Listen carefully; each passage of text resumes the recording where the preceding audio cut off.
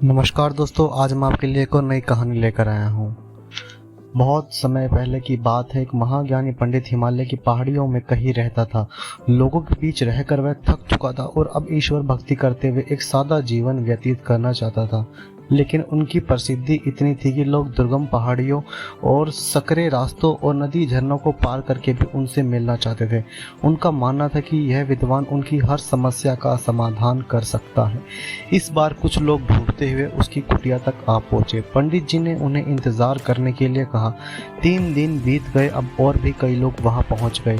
जब लोगों के लिए जगह कम पड़ने लगी तब पंडित जी बोले, आज मैं आप सभी के प्रश्नों का उत्तर दूंगा, पर आपको वचन देना होगा कि यहाँ से जाने के बाद आप किसी और से इस स्थान के बारे में नहीं बताएंगे, ताकि आज के बाद मैं एकांत में रह सकूं और अपनी साधना कर सकूं और अब आप अपनी समस्याएं बता सकते हैं। यह सुनते ही किसी ने अपनी परेशानी बतानी शुरू की, लेकिन वह अभी कुछ शब्द ही बोल पाया था कि बीच में किसी और ने अपनी बात कहनी शुरू कर दी। सभी जानते थे कि आज के बाद उन्हें कभी पंडित जी से बात करने का मौका नहीं मिलेगा, इसलिए वे सब जल्दी से जल्दी अपनी बात रखना चाहते थे। कुछ ही देर में वहाँ का दृश्य मछली बाजार जैसा हो गया। अतः पंडित जी को चीख कर बोलना पड़ा, कृपया शांत हो जाइए, अपनी अपनी समस्या एक पर्चे पर लिखकर मुझे दीजिए। सभी ने अपनी समस्या लिखकर आगे बढ़ा दी। पंडित जी ने सारे पर्चे लिए और उन्हें एक टोकरी में डालकर मिला दिया। बोले, इस टोकरी को एक दूसरे को पास कीजिए। हर व्यक्ति एक पर्ची उठाएगा, उसे पढ़ेगा, उसके बाद उसे निर्णय लेना होगा क्या वो अपनी समस्या को इस समस्या से बदलना चाहता है। हर व्यक्ति एक पर्चा उठाता है, उससे पढ़ता और सहम सजाता है। एक एक करके सभी ने पर्चियां देख ली। कोई भी अपनी समस्या के बदले किसी और की समस्या लेने को तैयार नहीं हुआ।